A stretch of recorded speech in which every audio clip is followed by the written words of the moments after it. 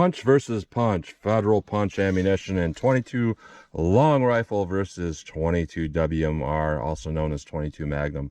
I've tested these in the past, but I've never tested them, you know, in the same video to see what the difference is between the 22 long rifle Federal Punch and a 22 Magnum Federal Punch. So our 22 long rifle is a flat nose, solid, is rated at 1,070 feet per second. Our 22 Magnum is a 45 grain jacketed hollow point rated at 1,000 feet per second.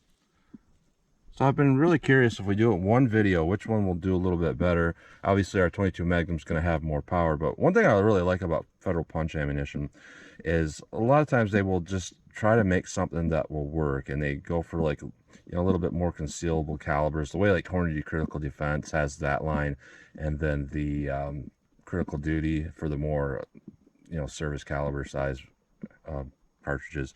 As where our Federal Punch, it's kind of like Critical Defense in a way. So they're looking at, you know, smaller bore options of what can work well. So they come up with what they think is going to work the best, a solid flat point, because flat point will penetrate a little bit further than a round nose because it won't start to tumble as much. And our 45 grain jacketed hollow point, it's got a nice bullet weight there. So I'm going to use my 4-inch barrel. I believe it might be a 4.1-inch barrel Taurus TX22 to test the 22 long rifle, and my 3-inch barrel Ruger LCR to test the 22 Magnum. A lot of people will say, well, that's not fair, that's a 4-inch barrel, that's a 3-inch barrel. But if you actually look at the size of these firearms and how much barrel travel and overall size you get, a 4-inch semi-auto basically is the same size and barrel travel as a 3-inch revolver. You know, you line these up where the cartridge is set right there. There's not a huge difference there. You actually have a little bit more with the shorter barrel, more barrel travel than with the little bit longer barrel. So I think it's a fair way to test these. So we're going to go through the chronograph, see what kind of velocity and accuracy we get at the same time. Then I'm going to do my 10% clear ballistic test. We'll go into plain clear ballistics to see what the best potential of those cartridges are. I do that because I want to see, you know, if we get hollow point expansion, if it is a hollow point. Sometimes denim will clog a hollow point and we'll never see what it's supposed to look like. So I like to do a plain clear ballistic shot to see what, you know, if it's a hollow point, what that will look like. Then I'll do more of our real world simulation. 4 layers of sweatshirt material on this first 3-inch piece that represents our pectoral muscle. After that, a 1/4-inch medium density fiberboard after 3 inches that represents our ribs or sternum. That'll be our real world simulation. So we'll do a plain clear ballistic shot and a real world simulation shot. And then I will shoot at the steel target to see what kind of shootability, recoil control, and all that I can get with these. So let's get started with this test. All right, so I look closer on the boxes, and they do say that those velocity ratings are through a 2-inch barrel, which would indicate both of those are rated through a 2-inch revolver. So we should get more velocity with both of these. So our 22 long rifle rated at 1,000 feet per second through a 2-inch barrel. Let's see how I get through my 4-inch barrel Taurus TX22 here. 1128. 1160.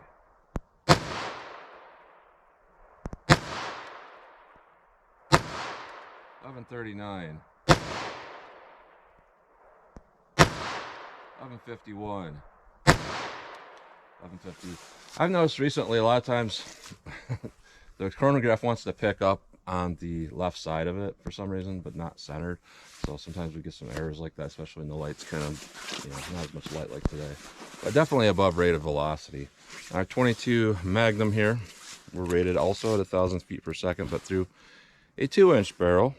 Let's see what we get in our 3-inch barrel Ruger LCR here.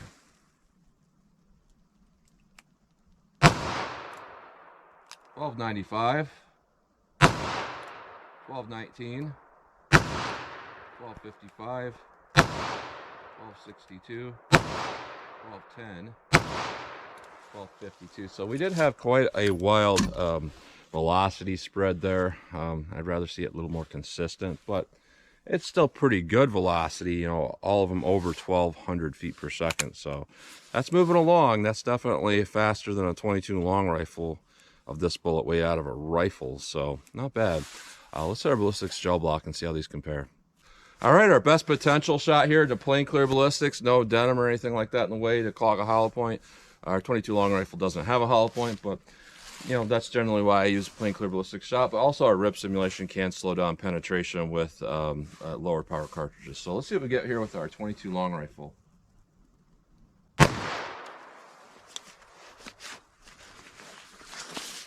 All right, set that with our 22 mag. Let's go take a look.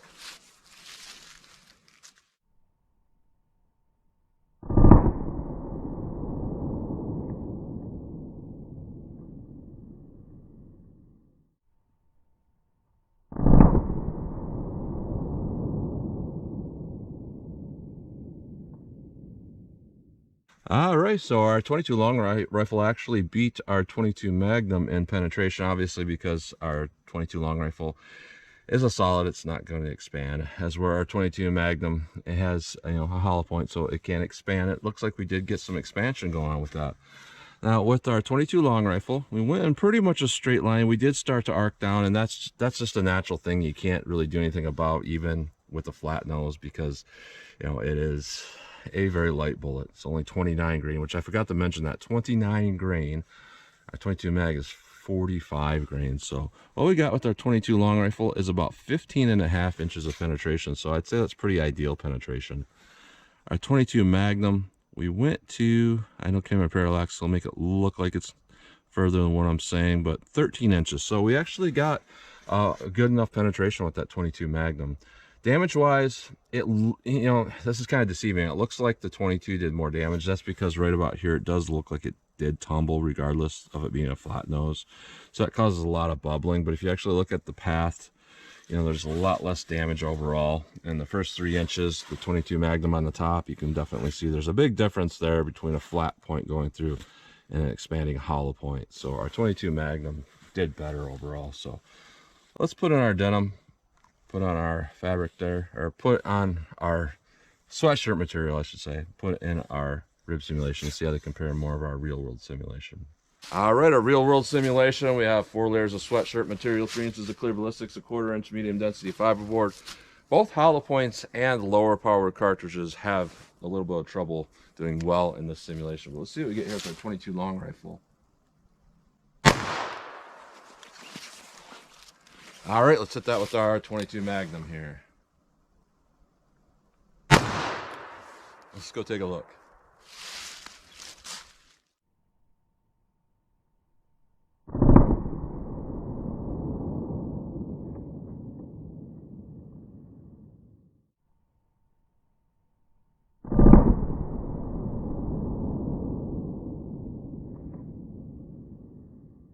All right, so same story, even going through our fabric. We had more energy dump in this first 3 inches, a lot more with our 22 Magnum. Going through our medium density fiberboard here, we can definitely see a difference here. 22 long rifle on the bottom here, and 22 Magnum on the top. So both of these started out about 22 caliber. So we definitely see that that's 22 Magnum is expanding before it hits this rib simulation. Our 22 long rifle though got good penetration. We have a penetration of about 13.75 inches of penetration, which is pretty ideal. Our 22 Magnum, a little bit shallow here, about 11.25 inches of penetration.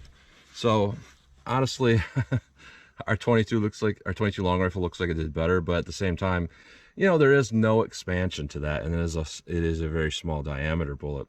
As where our 22 Magnum, it's a little shallow on penetration. You know, that just means it's not going to potentially hit a vital organ going through an arm from the side. But 11 inches is still pretty good, and we got some expansion there. So looking at this, honestly, if I had to carry one of these, well, it is kind of a question there. I would say at first glance, yeah, our 22 Magnum. However, honestly, I think that with our 22 long rifle, you get a lot more shots in a semi-automatic pistol.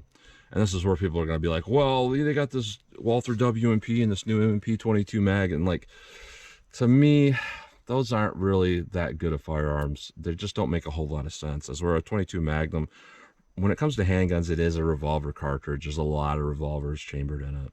It's a revolver cartridge, plain and simple. As where a 22 long rifle, I think, does a little bit better in a semi-automatic. So it is kind of a trade-off. You know, you could definitely have better terminal ballistics with our 22 Magnum, but a lot more shots with our 22 long rifle. So Let's shoot at the steel, but first let's take these out of the block, take a close-up look at them. Then I'll shoot our steel, see what kind of practical shootability I can get with these.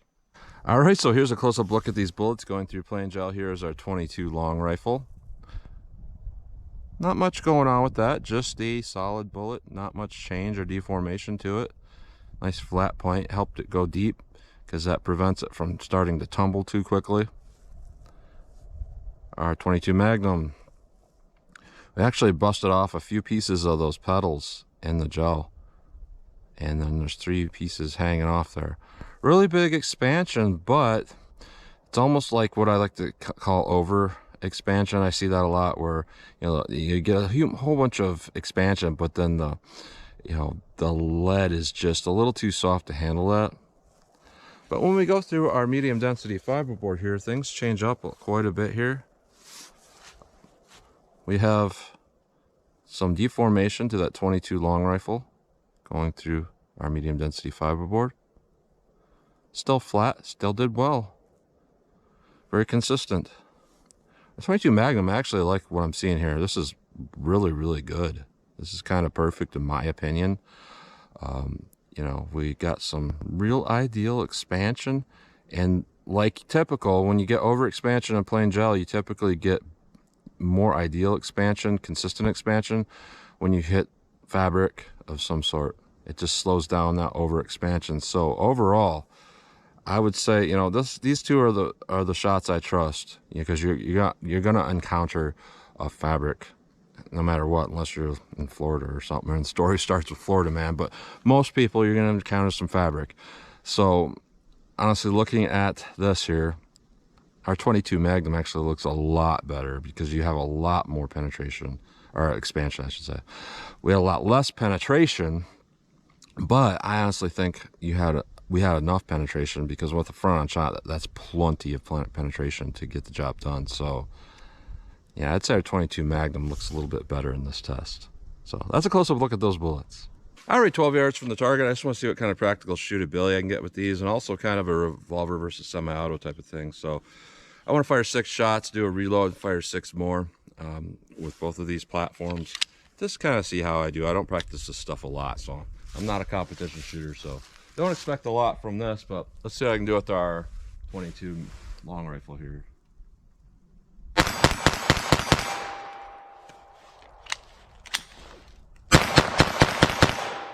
Looks like I did miss one. That's pretty fun.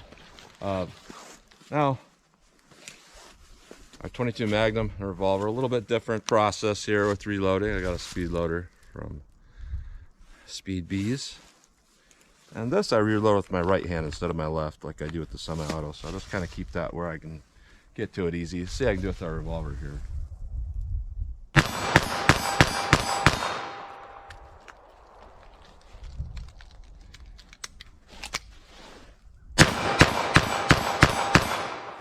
Takes a little more time to reload there, but pretty smooth overall I would say. These eject pretty well, so that's a good thing. Definitely feel a little more confident with that semi-auto though, with my ability to, you know, place them on target, because this has, you know, about twice the recoil. That being said, twice the recoil of a 22 long rifle is not a lot of recoil, but you still have to time it a little bit better. So I'm going to back it up a little bit, see how these continue to shoot for me. All right, 40 yards from the target. Just want to see how these things will do for me. So 22 long rifle. Let's see what this does.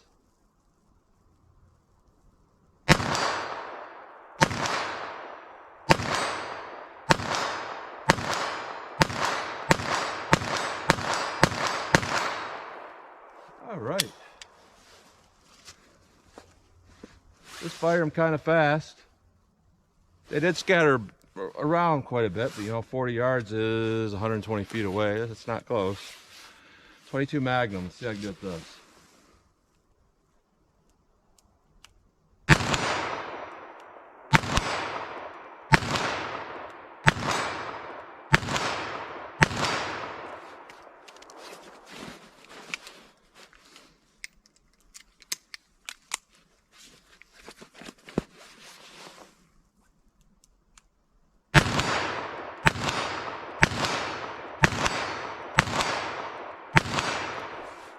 Those all shoot pretty good. Let me back it up a little more. All right, 75 yards from the target, just for fun. I did look at that target when I got up closer.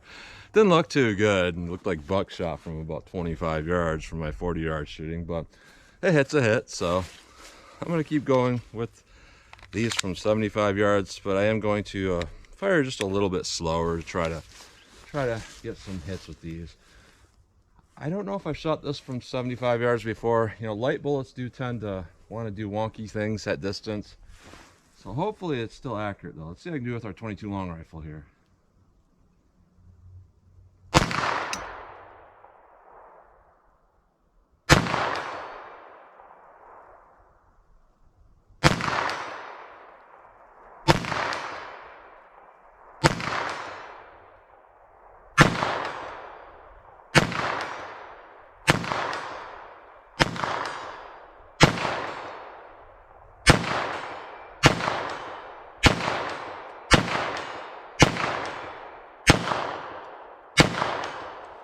All right, so I'm having a hard time seeing where those hit.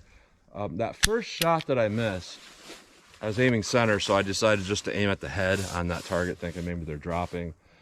And then I made most of those hits after that. So I think they're just dropping a little bit, but honestly, overall, that's really good because 22 long rifle from this distance, it tends to, you know, not be super accurate, but I think the flat points that allow it to go straight through our target in the gel also allow it to move straight through the air a little bit better.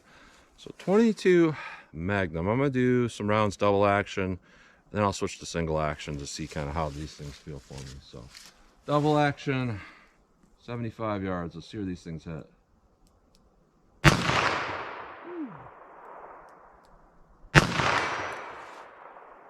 First one hit way above the target, and the second one hit, so I don't know what's going on there.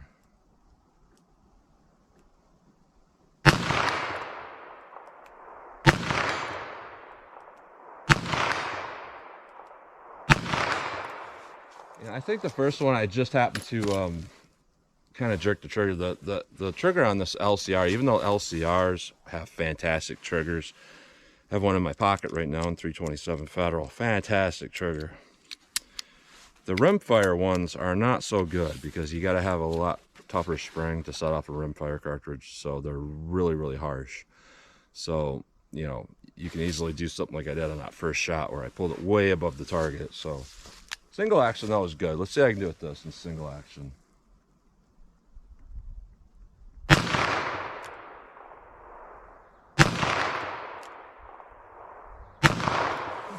All above the target in single action. I wonder why that is. We'll go back to double action here.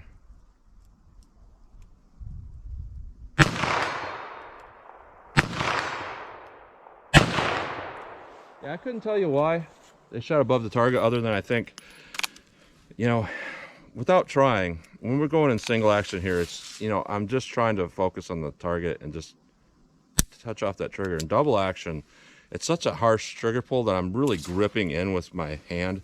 I think that somehow that's causing, you know, the gun to stay in line, but when I go in single action somehow, like, I don't know, it just is shooting above the target in single action. But I like shooting a double action, so I'd say overall not bad. Now, ease of ability to hit the target was way higher with the 22 long rifle in that pistol. Very light trigger, as are most semi-auto 22s. This is a little more challenging here. So at the end of the day here, honestly, I'm going to say this is a trade-off. And like I said before, a lot of people will say, well, 22 Magnum, you put that in, you know, an M&P or a WMP, whatever. But to me, that's like kind of like, it's kind of like a Desert Eagle 357 Magnum. It just doesn't, it's not meant for that. And sometimes you can get some reliability issues with that, as we're, you know, 22 Magnum has all the attributes of a good revolver cartridge with a big rim on it and all that. It's long for its diameter, and it functions really well in a revolver. So I'm always going to see it as truly a revolver cartridge. As where our 22 long rifle, yeah, revolver or semi-auto, it's just as good in both, but my way of thinking is they're not very effective, so you're going to want a lot of them. So you're going to want to have something like this, the high capacity, if you're really serious about carrying a 22 long rifle, because there is a possibility, you know, you might have to stop a threat, and 6, 7, 8 of them aren't necessarily working, so you need more than that. So I think that, you know, 22 long rifle like that is good in something like this. So overall, a trade-off. One didn't do really better than the other. Terminal ballistics wise, our 22 Magnum did better. That being said, it wasn't a lot better because we still had adequate penetration with that 22 long rifle. So for its recoil, for its shootability, all of that, our 22 long rifle actually is better for what it is, even though our 22 Magnum is better in terminal ballistics, if that makes sense. So it's a trade-off here. Which one's better? I personally, if I had to carry one of these, I don't know. They both have good attributes. You can hit whatever you want to hit with that 22 long rifle very easily. But I think I would honestly feel more comfortable with the 22 Magnum if I had to stop a threat. I think it would actually do okay with a couple of shots, as with the 22 long rifle, I don't think it would with a couple of shots. You would have to shoot a lot of times, and that just doesn't look good in a self-defense situation. So, you know, trade-off here. Both did pretty well, so that's what you get today. So as always, comment, share, and like, and thanks for watching.